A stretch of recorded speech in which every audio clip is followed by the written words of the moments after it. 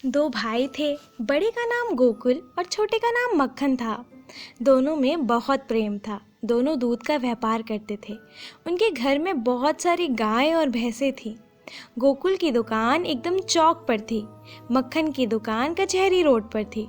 एक बार गोकुल की दुकान के पास वाली दुकान खाली हुई।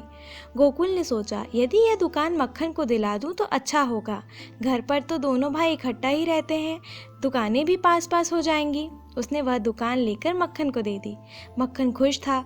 कुछ दिन सब कुछ ठीक चलता रहा। अचानक गोकुल के ग्राहक मक्खन की दुकान से दूध खरीदने लगे। मक्खन ने गोकुल के सस्ते दामों पर दूध बेचना शुरू कर दिया। गोकुल ने मक्खन को समझाने की कोशिश की तो वो भड़क उठा और बोला, मेरा दूध है, मैं किसी दाम में भी बेचूं, तुम्हें क्या। हारकर गोकुल ने भी दूध के दाम घटाने पड़े। मुनाफा कम होने लगा। बात इतनी पर ही नहीं रुकी। दोनों ने एक दूसरे के ग्राहक तोड़ना शुरू कर दिए। एक दूसरे के दूध में खोट निकालने लगे, लोगों से बुराई करने लगे। फिर यह रोज होने लगा। घर का बंटवारा हो गया, घर अलग अलग हो गए। लोग समझाते रहे मगर दोनों एक दूसरे का ही दोष देते रहे। अब बात इतनी बढ़ गई कि लोग मुकदमे पर आ गए। गोकुल ने मक्खन पर मुकदमा कर दिया। मक्खन भी चुप ना बैठा, उसने भी गोकुल पर मुकदमा कर दिया। दोनों की शिकायतें एक जैसी थी।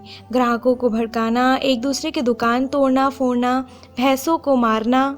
जिस अदालत पे ये मुकदमे थे उसके जज एक पंडित थे। वे जानते थे गोकुल और मक्खन दोनों के ही मुकदमे झूठे हैं। व्यापार में क्या भाई और क्या दुश्मन, मगर करते क्या, वो जज थे। मुकदमे का फैसला कानून की किताबों द्वारा ही होता है। सच्चाई को जानते हुए भी बिना किसी सबूत को उसे सच नहीं कहा जा सकता। 100 मुकदमे चलते रहे। वकील अपनी जेबें भरते रहे। एक बार पंडित जी ने गोकुल और मक्खन के वकीलों से कहा, इन दोनों की होड़ की लड़ाई है, समझा बुझाकर फैसला कर दो। मगर वकील ऐसा क्यों करते? घोड़ा घास से यारी करेगा तो खाएगा क्या? उल्टे एक वकील ने गोकुल के कान भर दिए और गोकुल जज के घर गया। हाथ जोड़कर बोला, सरकार, मक्खन एकदम झूठा है। मैंने तो उसे दुकान दिलाई, मैं भला उसकी दुकान में तोड़फोड़ क्यों करूँगा? पंडित जी बोले, मैं जानता हूँ। गोकुल बोला, बस आप जानते हैं, यही बहुत है। गोकुल ने कहा, आपको यह बात याद रहे, इसके लिए मैं एक भैंस आपके आंगन में बांध जाता हूँ। पंडित जी ने सोचा, कानून की किताब के हिसाब से इसे रिश्वत नहीं कहा जा सकता। यह ना तो कोई काम अपने पक्ष में करवाने के लिए दी गई है, ना मैंने इससे मांगी है, ना ही इसने भैंस मेरे हाथ में थमाई है। बस वह चुप ही रहे।